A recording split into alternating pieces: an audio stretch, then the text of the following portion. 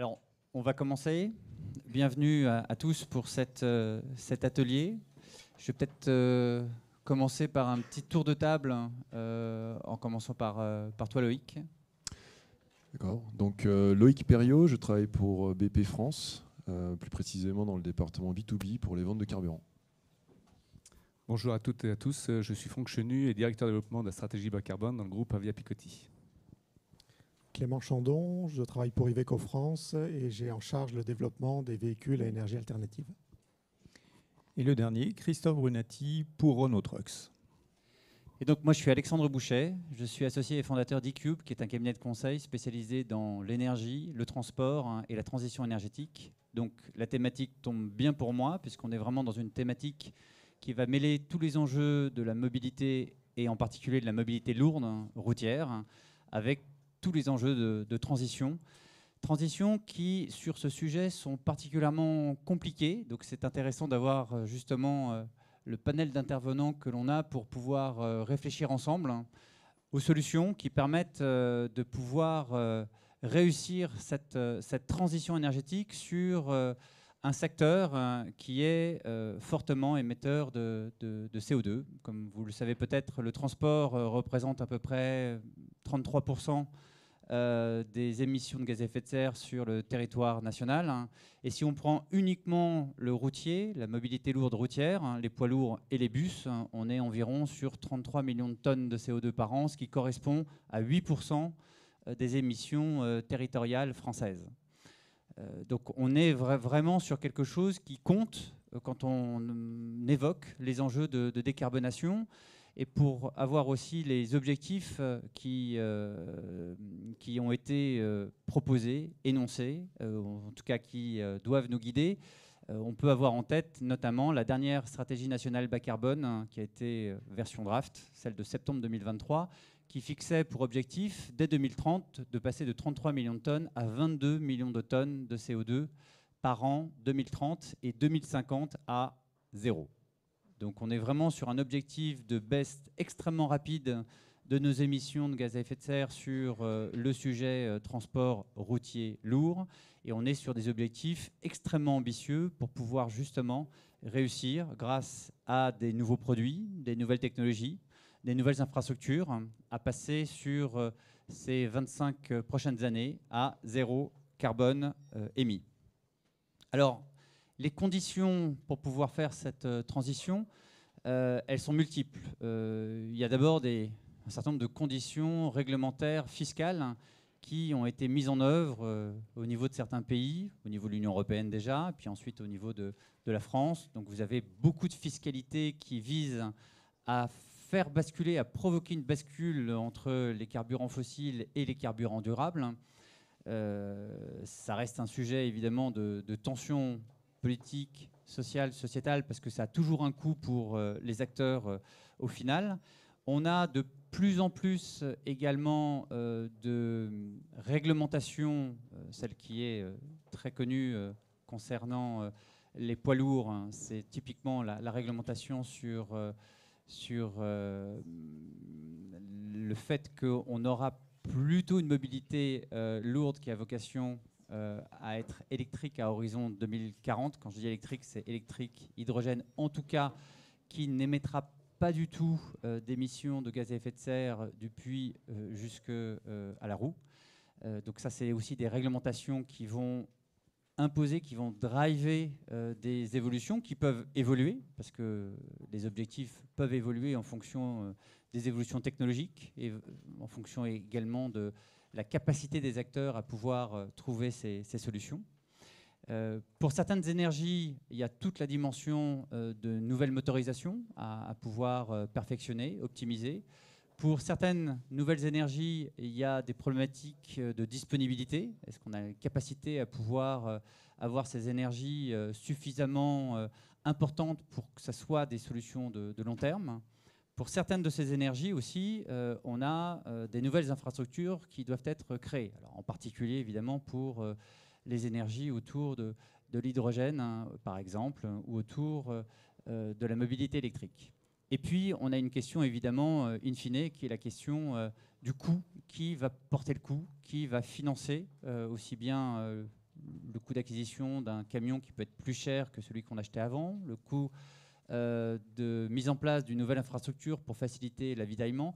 Tous ces éléments-là ont un impact évidemment sur la transition et c'est principalement de ces sujets qu'on va traiter avec en effet pour mettre encore en perspective les grandes problématiques qui sont posées sur le transport routier, c'est que les solutions, elles existent dès maintenant, mais elles ne sont pas forcément accessibles pour plusieurs raisons qu'on va partager ensemble. Et les solutions, elles existent. Quand on parle des solutions, c'est aussi bien les biocarburants, le B100, HVO, c'est l'hydrogène ou la mobilité électrique dont j'ai parlé tout à l'heure. C'est aussi les différentes mobilités gaz naturel, qu'elles soient liquéfiées, compressées, qu'elles soient bio. C'est mieux si on veut qu'elles soient durables. Donc il y a énormément de solutions qui existent. Et c'est sans doute la première fois que le monde du transport routier, finalement, est face à des dilemmes, à des choix qu'il n'avait pas du tout à faire auparavant. Donc il y a tout un enjeu d'avoir une capacité à accompagner cette transition qui reste extrêmement compliquée. Alors la première question que je vais poser aux intervenants, et je leur demanderai de répondre à chaque fois sur un timing à peu près de 2 minutes, c'est une question véritablement qui a vocation à ce qui partage le sens vers lequel on va aujourd'hui sur ces différentes solutions. La question, elle est simple, c'est quelles sont les énergies que vous privilégiez à long terme, c'est-à-dire à des horizons de temps 2040, 2050, et puis qu'est-ce que vous proposez aujourd'hui, en tout cas sur les 5 prochaines années. Alors je vais peut-être commencer par toi, Christophe, comme tu es à côté de moi, donc par Renault Trucks, pour qu'il nous donne cette vision.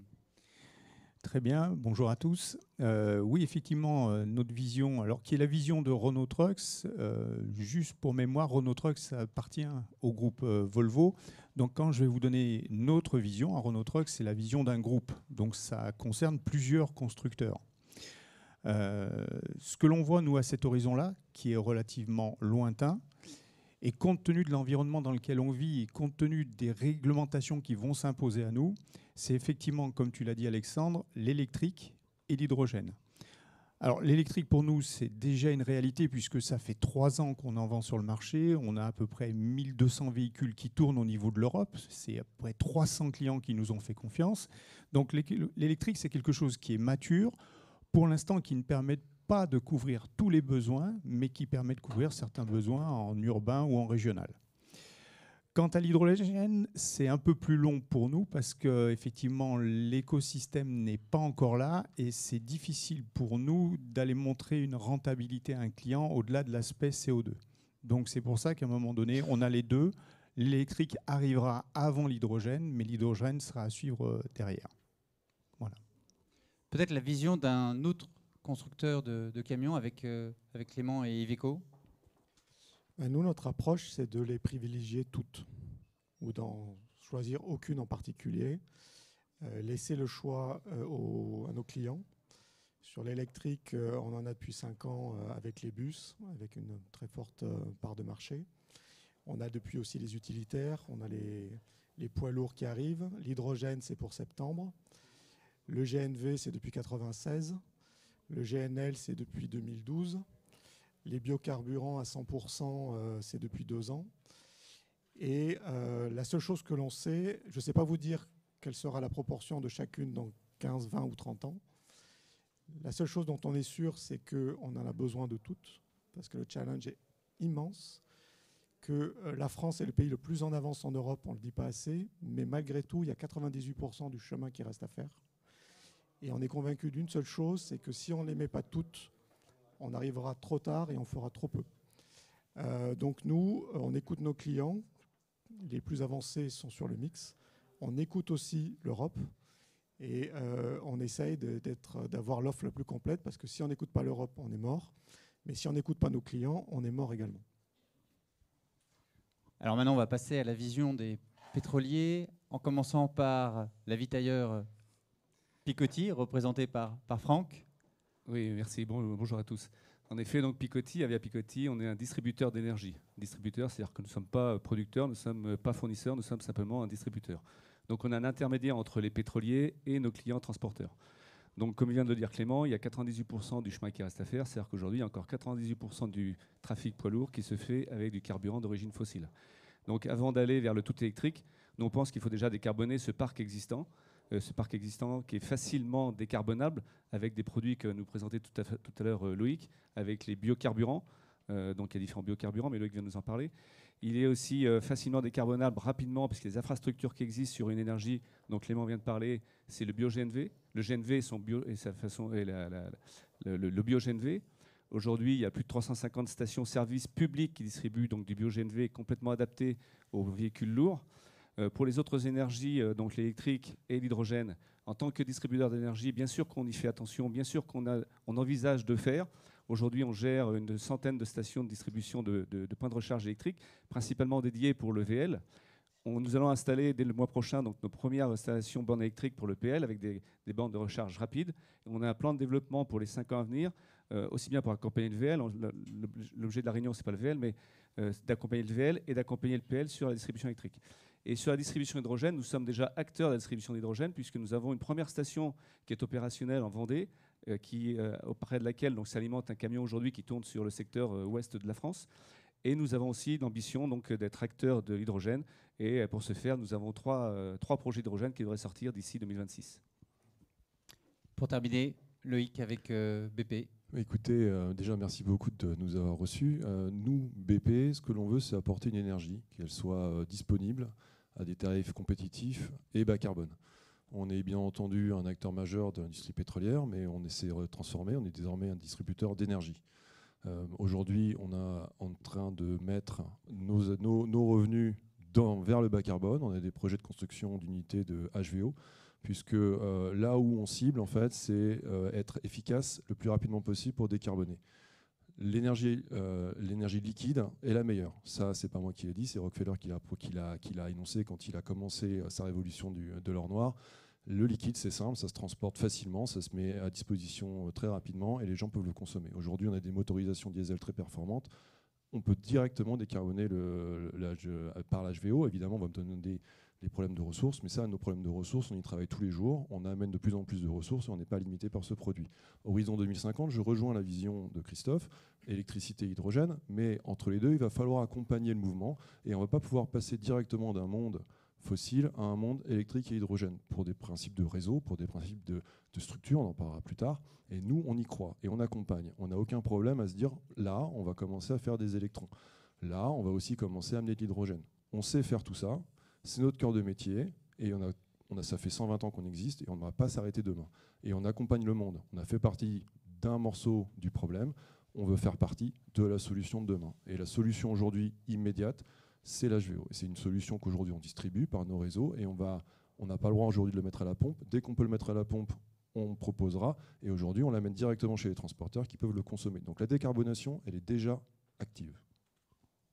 Alors peut-être pour rebondir et repasser la parole à Franck, si on devait poser cette même question sur les solutions court terme, mais notamment en distinguant les différents segments de transport, avec ce qui est longue distance, ce qui est plutôt urbain, ce qui est plutôt régional. Est-ce que la réponse reste identique ou d'ores et déjà, aujourd'hui, on a quand même des solutions qui sont proposées aux clients et qui sont finalement relativement différentes les unes des autres? Aujourd'hui, un parc existant, il est, à l'exception de quelques véhicules, il est à 100% diesel. Il va falloir quand même que le transporteur, nous-mêmes, nous changions nos comportements. Aussi, le transport va devoir changer de comportement et adapter l'énergie à son usage. C'est vrai que rentrer demain dans les grandes agglomérations pour faire le dernier kilomètre avec des véhicules diesel, ça va devenir utopique. Alors qu'on a des véhicules électriques qui vont sortir prochainement et les installations, les infrastructures vont sortir, elles peuvent déjà être mises en place directement chez le transporteur. Et pour faire le dernier kilomètre, le véhicule électrique, et même au-delà du dernier kilomètre, régional ou interrégional, le véhicule électrique est tout adapté. Le véhicule gaz, aujourd'hui, on fait du transport longue distance et du transport de distribution avec des véhicules gaz. On a un transporteur qui a un peu plus de 600 camions au véhicule gaz qui fonctionne très bien au quotidien sur des petites distances. Il a un véhicule, et là, cette fois-ci, il va privilégier le véhicule GNC. Et quand il a la longue distance, il va plutôt privilégier le véhicule GNL, où il peut avoir des autonomies jusqu'à 1400 km. Et encore une fois, comme vient de dire Loïc, l'HVO est complètement adapté à l'usage aujourd'hui, puisqu'on ne change rien du tout au niveau du véhicule.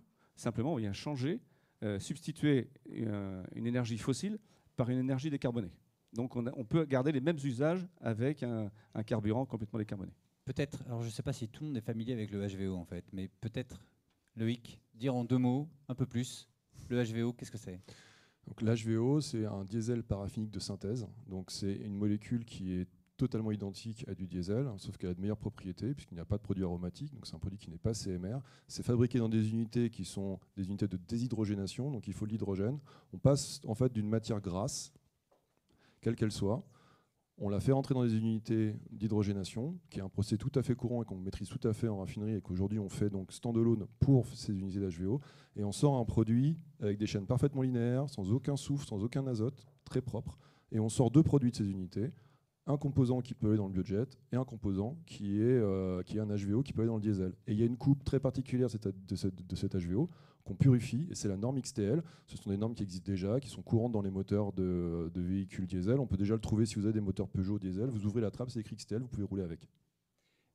Principalement, la matière grasse dont on parle, c'est principalement des huiles usagées. Alors il faut être très générique. Ça peut être n'importe quelle huile grasse. Ce que je veux dire, c'est que ça peut être de l'huile de poisson, ça peut être de l'huile animale, ça peut être de l'huile usagée, ça peut être des résidus d'huilerie, ça peut être de l'huile végétale. Mais ça, c'est un sujet sur lequel nous, on n'est pas allé. On ne va pas vers un produit qui est en compétition avec l'alimentation humaine.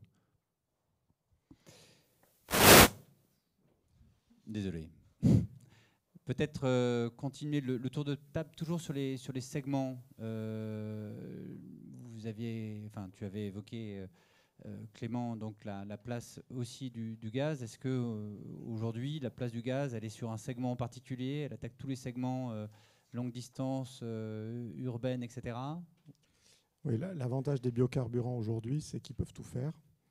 Et peut-être aussi, parce qu'on a parlé rapidement de bio-GNL, de bio-GNC, etc., rappeler un peu peut-être des principes un peu de base entre ce passage de simplement GNV, donc des véhicules gaz naturel, à ce qu'on appelle bio-GNL et bio-GNC.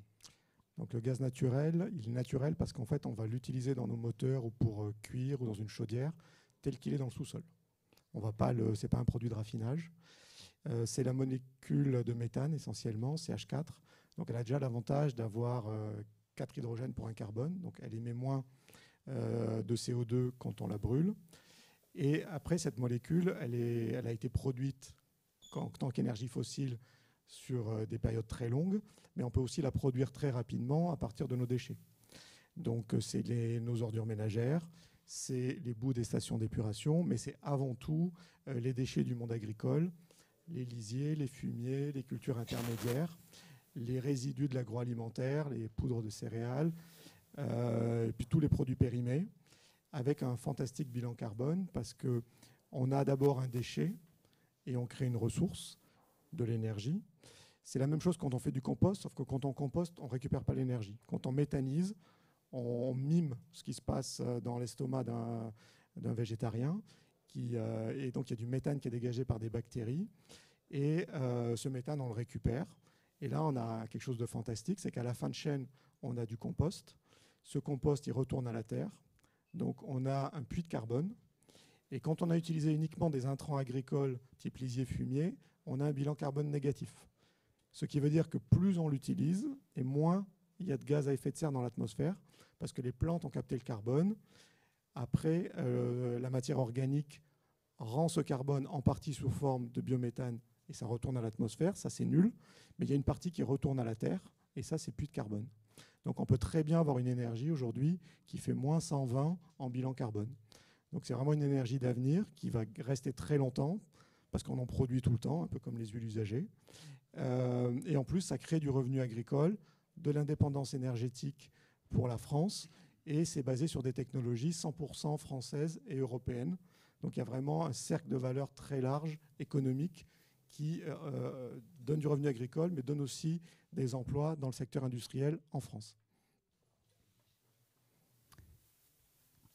Un mot complémentaire sur les segments. Oui, tout à fait. Alors, je vais être complémentaire de ce qui s'est dit jusqu'à maintenant. En fait, tu nous parlais de la vision de Renault Trucks à échéance de 20 ans. Bien sûr que j'ai parlé de l'électricité et de l'hydrogène, puisque pour nous, c'est ce qui nous semble être la suite logique. Bien sûr qu'aujourd'hui, chez Renault Trucks, on intègre toutes les énergies dont on en a parlé. Le HVO, le biogaz, etc. Bien sûr, on les intègre. Ce qui nous permet de faire ça, Alexandre, c'est chaque fois qu'un client nous parle de décarbonation, on a un outil qui s'appelle la roue de la décarbonation, qui nous permet de voir par rapport à l'activité d'un client quels sont les freins potentiels de chacune de ces énergies. Et en fait, on passe ça à la moulinette de « dis-moi comment tu travailles, je te dirai avec quelle énergie tu peux travailler ». Et ça, c'est très concret et ça nous permet d'aller, non pas de choisir une énergie tout de suite en disant comme dans 20 ans c'est électrique, je vais te mettre un camion électrique. C'est dire non, comme tu travailles maintenant et par rapport à la vision qu'on a par rapport à ton activité et jusqu'où tu veux investir, voilà la meilleure énergie pour toi. Alors comme tu as abordé les freins, peut-être de façon plus générale, est-ce qu'on peut identifier les principaux freins qu'on a au développement des différentes solutions énergétiques pour décarboner la mobilité lourde ? Je ne sais pas qui veut commencer. À mon tour. Vas-y. En fait, les freins principaux aujourd'hui, c'est la clarté dans la législation et dans l'évolution qu'on va avoir des cadres dans lesquels tout le monde va travailler. Moi, je travaille dans un cadre pétrolier, donc quels sont les produits que j'ai le droit de faire rentrer, quelle est la taxe qui va devoir s'appliquer. Et après, derrière, il y a qui a le droit de l'utiliser. Moi, je suis beaucoup lié par les codes CANA, par la douane, et donc je dois savoir à qui je distribue mon produit. Et en face de ça, il y a quelles sont les pressions qu'on va mettre sur les différents motoristes. Donc moi, ça va m'intéresser, vous êtes là, on pourra en parler. Et au niveau des distributeurs, est-ce que tu as le droit de le mettre à distribution au public ou pas? Donc tous ces freins-là et toute l'incertitude qui peut lier sur les décrets, il y a un décret qu'on attend tous qui est la libéralisation de l'HVO par exemple, et ça fait 6 mois qu'on l'attend. Donc comment on fait quand on est une grosse société? Comment est-ce qu'on se mobilise par rapport à une incertitude législative? Voilà. Donc premier frein, le cadre réglementaire. Est-ce qu'il y a d'autres freins notables, notamment, Franck? Oui, il y a quand même la réalité économique. Car aujourd'hui, toutes ces énergies sont plus chères que l'énergie fossile. Donc pour le transport, donc on regarde le TCO, dans les coûts de possession du véhicule. Aujourd'hui, on arrive à des TCO qui sont quand même légèrement, voire bien supérieurs aux véhicules diesel. Donc pour limiter ce frein, il faut qu'on se mette tous autour de la table. C'est-à-dire qu'on ne peut pas avoir simplement le transporteur en face de nous qui dit « moi je veux décarboner, mais mon client ne veut pas payer le coût de décarbonation ». Donc à un moment donné, il faut que toutes les parties prenantes de ce problème se mettent entre guillemets d'accord, acceptent de payer un peu plus cher un transport décarboné par rapport à un transport carboné.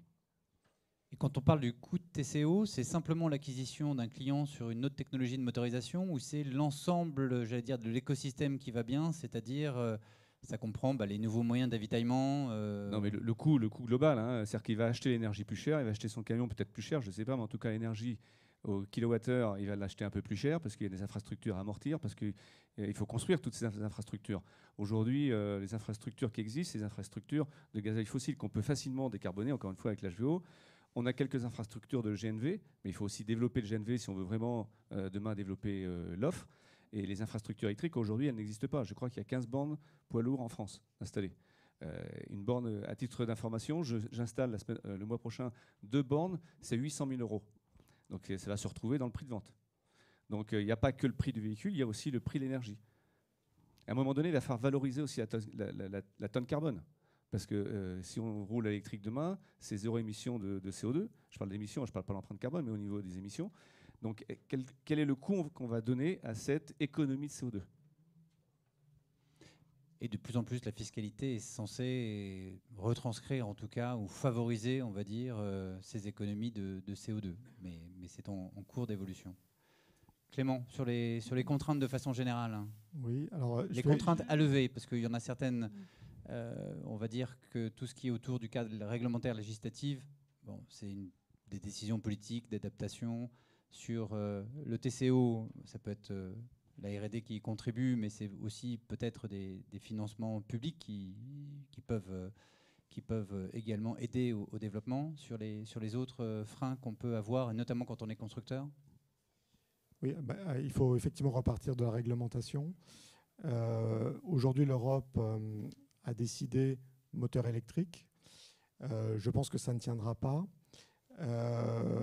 parce que si l'Europe reste dans cette solution-là, elle se met en contradiction avec elle-même.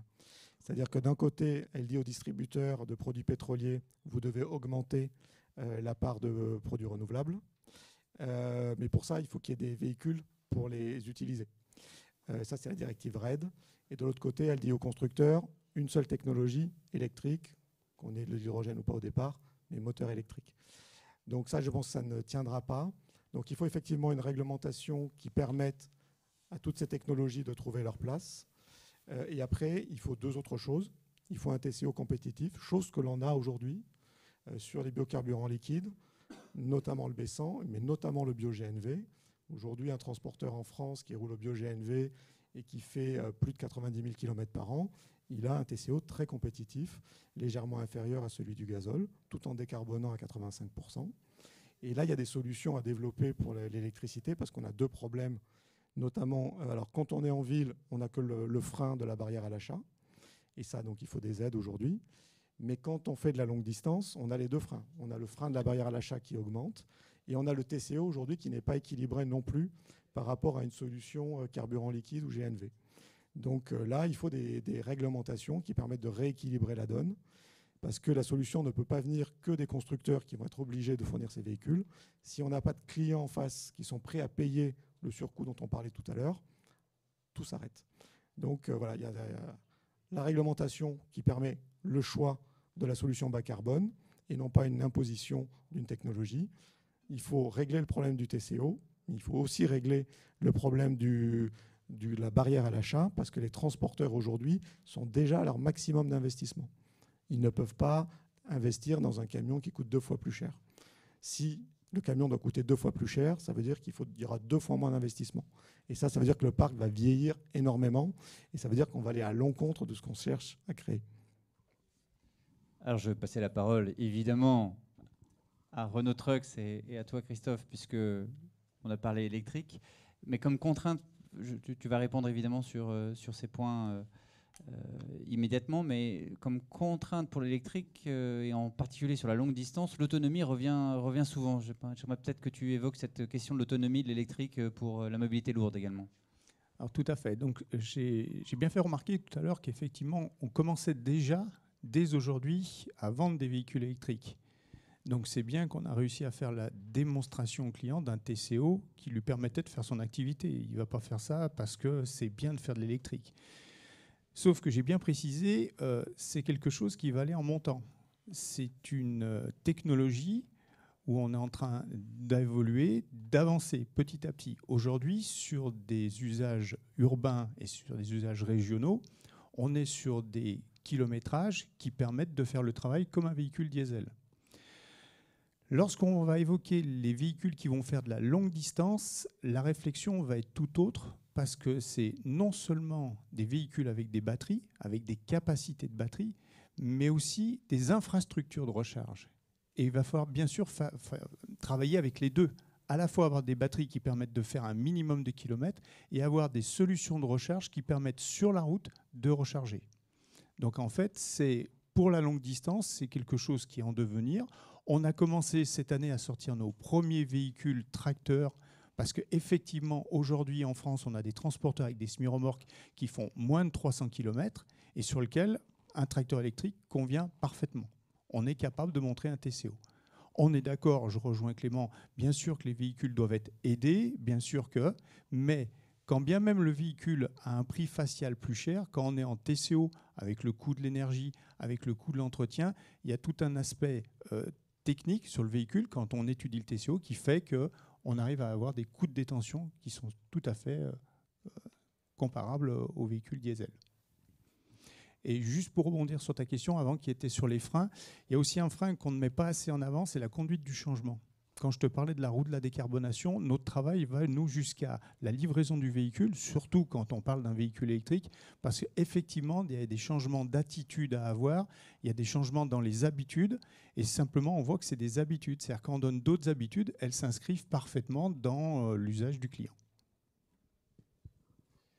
Alors, tout ça nous mène à une question sur les modes de coopération. Est-ce que vous avez commencé à développer des modes de coopération qui vous obligent à sortir finalement de vos propres entreprises, de collaborer soit avec vos pairs, vos concurrents, soit avec des acteurs qui sont en amont ou en aval de la chaîne de valeur? Je ne sais pas qui veut prendre la question. Clément. En fait, quand on développe une nouvelle énergie, en tout cas jusqu'à présent dans le poids lourd, on n'a pas normalement un réseau qui arrive et puis on attend les camions. Ça, c'est beaucoup trop risqué pour l'énergéticien. Donc, on a réussi à faire émerger des nouvelles solutions, biocarburants, GNV et électrique maintenant, parce qu'on a créé à un moment donné un écosystème qui fonctionne. Le réseau, ce n'est pas ce qui compte le plus.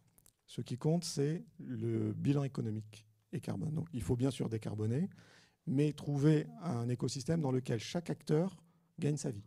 Le transporteur, son client, le chargeur, le constructeur et celui qui a amené l'énergie. Il n'y a que comme ça qu'on avance. Et quand on a démarré le gaz un peu massivement il y a 10 ans, il n'y avait rien de tout ça. Il n'y avait absolument aucun réseau. Il y avait des véhicules qui étaient assez loin des performances des diesels. Mais à un moment donné, il y a eu la volonté de quelques acteurs et un bilan économique qui permettait l'opération. Et donc le réseau s'est créé grâce à ça. Et on a commencé par faire des tâches où on pouvait rouler. Et puis ça a créé un réseau. Et ce réseau a permis le national et ensuite la longue distance. Et c'est ce qu'on va essayer de faire avec l'hydrogène, avec beaucoup de difficultés, il ne faut pas s'en cacher, parce que c'est la solution la plus coûteuse de toutes. Et c'est ce qu'il faudra essayer de créer également sur l'électricité. Et c'est la même chose avec les biocarburants. Aujourd'hui, c'est des cuves privatives, parce que c'est ce que la réglementation autorise uniquement en ce moment. Ça ne veut pas dire que ça ne s'est pas développé, ça s'est même développé plutôt vite. Pourquoi ? Parce que ça décarbone, c'est accessible, et derrière, il y a des chargeurs qui sont intéressés et des transporteurs qui savent utiliser ces technologies. Donc, il n'y a que comme ça qu'on arrive à avancer. Mais pensez, le problème, c'est le réseau. Quand on n'a pas réglé le problème du TCO ou de la barrière à l'achat, ça ne sert à rien. Il pourrait y avoir 1000 stations fast charge en France. Si l'électricité est à 70 centimes le kilowattheure, alors que j'ai besoin de 25 pour avoir un TCO à peu près compétitif, ça ne sert à rien. Loïc, sur les collaborations ? Nous, c'est essentiel. C'est-à-dire qu'on répond à une demande. Donc la demande, aujourd'hui, elle est là. Mais en fait, on est actif également dans le tissu. On va accompagner nos revendeurs, on va accompagner Picoty. On apporte des solutions à la fois les maillons intermédiaires de la chaîne et les clients finaux. Puisqu'on va même jusqu'au client final pour leur expliquer ce que sont les différents biocarburants. Pourquoi est-ce que l'HVO est différent du B100 ? Pourquoi est-ce qu'on considère que c'est une solution qui est pratique et immédiatement exploitable pour eux ? Quel est le surcoût ? D'où vient le surcoût ? Et également les gros avantages en termes de réduction d'émissions de CO2, lesquels sont les plus importants, lesquels sont les moins importants. Même en termes d'entretien, ça veut dire que moi, sans aucune connaissance de camion, j'ai pas la capacité d'expliquer aussi bien la solution que j'apporte. Et très clairement, je vais me renseigner auprès de Renault, Truck, quand je vais les rencontrer sur des conférences. Donc on a un besoin d'intégration énorme de l'écosystème, on a besoin de travailler tous ensemble, parce que ces solutions, quelque part, on amène une nouvelle technologie. Ça fait 100 ans que le monde fonctionne avec du pétrole. Ça fait 50 ans que ça explose depuis la Seconde Guerre mondiale. Mais on est en train d'amener tout un tas d'éventails qu'on n'a encore jamais vus. C'est une révolution énergétique. On en est juste au début. Donc on est obligé de s'accompagner, obligé d'apprendre. Et donc ça ne peut pas fonctionner tout seul. Franck, peut-être illustrer d'autres types de collaborations. Oui, non, mais je confirme. Jusqu'à maintenant, quand on vendait du diesel, je dirais, on mettait une station au bord de la route, on savait qu'il y avait des camions qui allaient passer devant. L'expérience que Clément vient de citer tout à l'heure pour le développement du gaz, on n'a pas implanté nos stations gaz n'importe où, comme ça, dans la pampa. On les a accompagnés, on a été accompagnés, ou on a accompagné du moins les donneurs d'ordre. On n'a pas négocié au départ avec les transporteurs, on a discuté avec les donneurs d'ordre. Et ce sont les donneurs d'ordre qui, après, ont imposer quelque part à leurs transporteurs de rouler avec du gaz. Et je pense qu'autour de la table demain, la coopération devra se faire avec toutes les parties prenantes. Les transporteurs, bien entendu, les constructeurs, les énergéticiens, les distributeurs, et également les donneurs d'ordre. Et je pense également les collectivités et les territoires. C'est important aussi que les collectivités et les territoires, l'administration s'intègrent aussi autour de cette table ronde. Christophe, peut-être pour terminer justement ce premier round d'atelier. Alors effectivement, c'est le thème qu'on avait aujourd'hui, faire écosystème. Je prendrai juste l'exemple de l'électrique. Nous, Renault Trucks, bien sûr, on devait se faire accompagner et être avec des partenaires. Et par exemple, on travaille avec Enedis quand certains clients viennent nous voir pour qu'on puisse voir l'éligibilité de leur ligne et savoir s'ils vont pouvoir exploiter un véhicule électrique en plus de faire leur activité. On travaille avec des fournisseurs de solutions en infrastructure, parce que peut-être que le client doit s'équiper de bornes, peut-être qu'il va devoir changer de système électrique. Donc, on se met aussi avec des partenaires à ce niveau-là, de façon à pouvoir avancer sur le sujet. Et puis, il y a d'autres collaborations transverses qui se font aussi avec d'autres constructeurs. C'est-à-dire qu'en Europe, on a créé une société qui s'appelle Mylance, et qui a permis aux principaux constructeurs qui ont décidé de se lancer dans l'électrique de se créer un réseau de distribution spécifique pour les poids lourds. Là-dedans, vous avez le groupe Daimler, vous avez le groupe Volvo, le groupe Traton. Donc, c'est effectivement la tendance qui est donnée. Et effectivement, on doit travailler en collaboration de façon à réussir cette transition énergétique vers l'électrique. On va peut-être passer aux questions, si vous en avez. Je pense que je vais...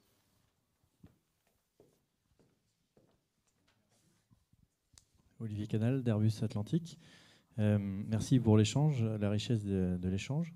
On a parlé de solutions de décarbonation. Bien sûr, l'enjeu, c'est d'atteindre la neutralité carbone en 2050.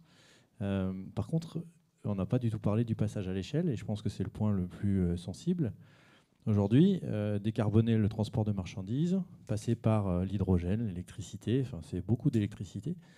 Quelles sont les hypothèses de croissance de transport de marchandises en tonnes-kilomètres vous avez comme hypothèse entre aujourd'hui et 2050 ? Ça, c'est un point important. Et puis, quelle est la part de l'électricité disponible, mobilisée pour le transport de marchandises dans ce scénario-là ?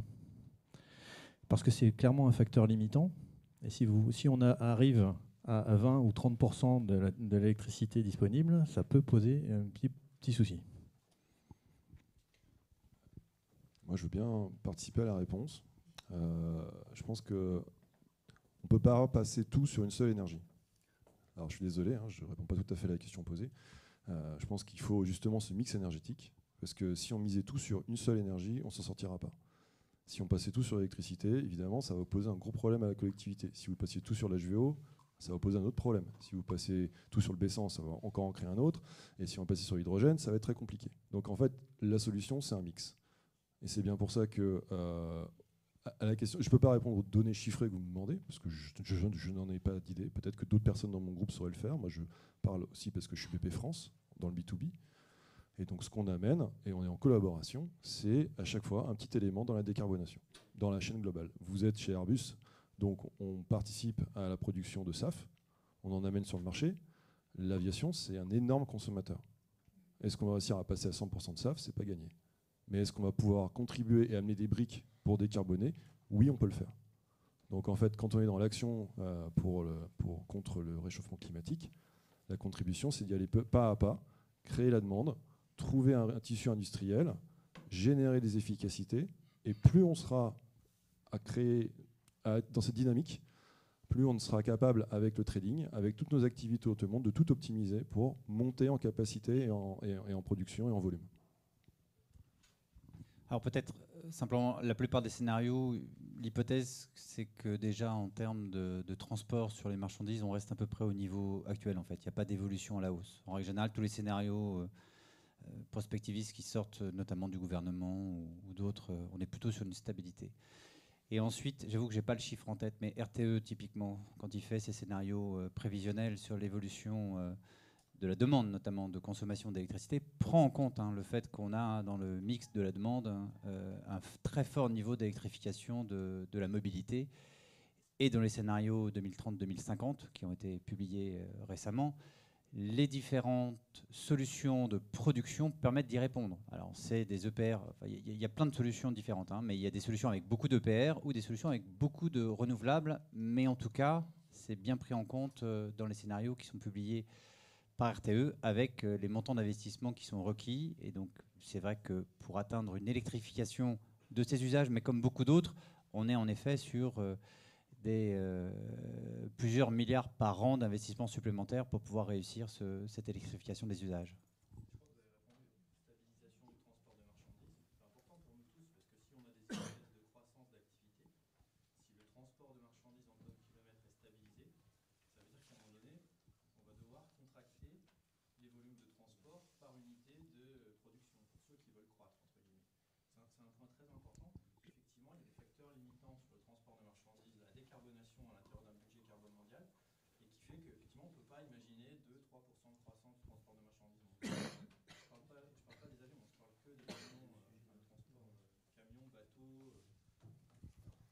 Mais dans ce scénario, il y a aussi quand même une hypothèse qu'il faut prendre en compte, c'est la sobriété. Parce que d'ici 2050, donc les scénarios prennent 25% de sobriété des véhicules. Donc c'est 25% d'énergie en moins à périmètre constant. Oui, les sobriétés, efficacité. Non, la sobriété. Oui, la performance chez les motoristes. Alors, moi, je suis Christian Bachellery, je travaille pour un constructeur aéronautique français. Je voudrais compléter la question de mon camarade Olivier et en poser une autre. En tant que constructeur d'avions, nous aussi, on passe à du carburant, biocarburant d'abord, et l'électrocarburant ensuite. Et pourquoi on passe à l'électrocarburant ensuite? Parce qu'on nous dit que du biocarburant, on n'en aura pas assez. On n'en a déjà pas aujourd'hui, on n'arrive pas à remplir les réservoirs de nos avions, donc on sait qu'il va falloir qu'on se projette dans l'électrocarburant. Et dans l'électrocarburant, on nous dit, c'est ce qu'Olivier disait, attention, on va être en compétition sur l'énergie électrique, et le modèle n'est pas bouclé. Quels que soient les scénarios de stabilité de croissance, il n'y en aura pas pour tout le monde. Donc, en tant que constructeur, on est un peu inquiet, parce que les solutions de court terme, là, eh bien, elles ne bouclent pas sur l'approvisionnement de l'énergie. Et moi, je vous trouve assez serein par rapport à ça. Je voudrais comprendre c'est quoi la différence entre notre problème d'avionneur et le vôtre de transporteur. Ça, c'est ma première question, j'en profite. Et ma seconde, c'est pour rebondir sur ce que vous disiez. Vous disiez qu'il y a des changements d'usage qui sont attendus de la part des clients. En tant que constructeur, comment ces changements d'usage, vous les incitez? Est-ce que vous utilisez des données sur vos camions ou sur vos infrastructures d'approvisionnement? Et quelle forme d'incitation vous avez vers vos clients pour, et c'est le deuxième point d'Olivier, c'est pour finalement réduire l'énergie consommée dans son ensemble. Donc deux questions dans ma question.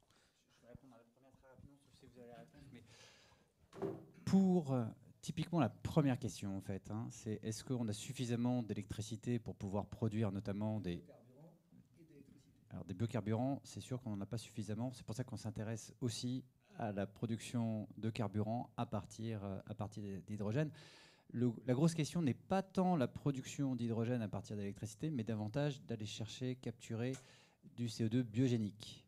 Parce que ça, c'est pas évident, en fait. Parce qu'à la fin, il faut quand même reconstituer une molécule qui puisse être durable. Donc, il faut aller capter du CO2 biogénique avec de l'hydrogène vert. L'hydrogène vert, j'allais dire, c'est pas inépuisable, mais on a quand même des quantités dans le monde à pouvoir faire. Après, ça peut être très cher. Après, il y a des problèmes de transport, etc. Mais comme on est à 2050, je voulais simplement dire ça. Je fais une parenthèse, parce que quand on dit un problème de quantité, je sais pas, en fait. C'est compliqué de répondre à cette question. Évidemment, le transport mondial aérien a des volumes très importants, mais déjà, quand on va faire en sorte d'amener des molécules, on est en train de construire de plus en plus d'unités dans le monde. En 10 ans, on a déjà multiplié par 10 la production complète d'HVO mondialement. Or, quand on fabrique des unités HVO, on fabrique du SAF, et quand on fabrique du SAF, on fabrique de l'HVO. Il faut bien voir que, par exemple, on parlait des freins législatifs. Le jet a une spec d'aromatique de 8% minimum.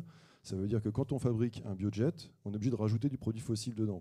Donc le jour où on nous dira l'aspect d'aromatique, on l'enlève, à ce moment-là, on fabriquera du SAF directement par tête d'unité, ça nous enlèvera une contrainte. Parce que trouver un produit aromatique qu'on doit rajouter dans le produit bio, ça nous paraît fou, mais c'est le frein législatif qui nous y oblige, la spec en fait.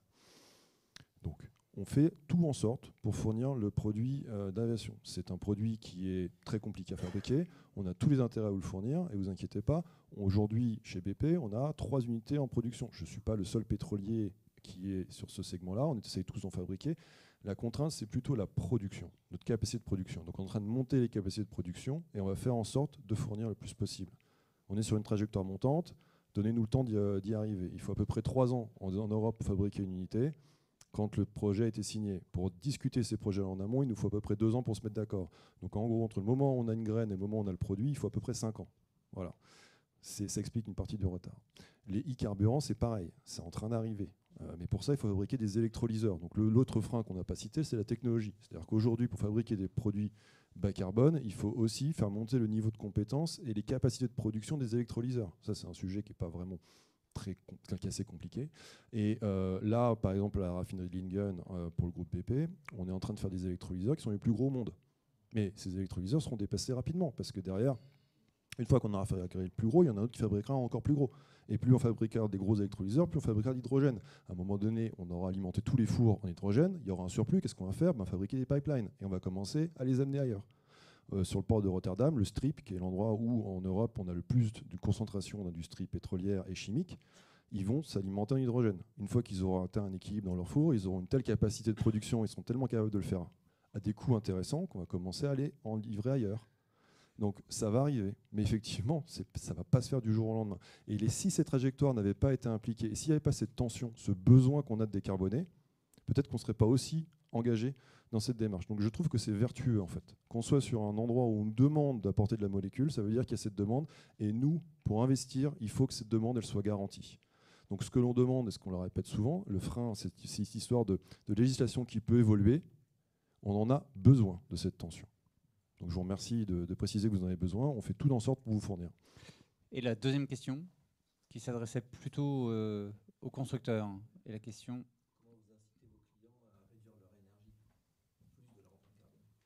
Alors effectivement, aujourd'hui, quand on est sur ces nouvelles énergies, comme elles ont pour certaines des limitations ou des contraintes, c'est maintenant une discussion à trois en général. C'est-à-dire que nous, nos clients, ce sont les transporteurs, mais les transporteurs ont des donneurs d'ordre.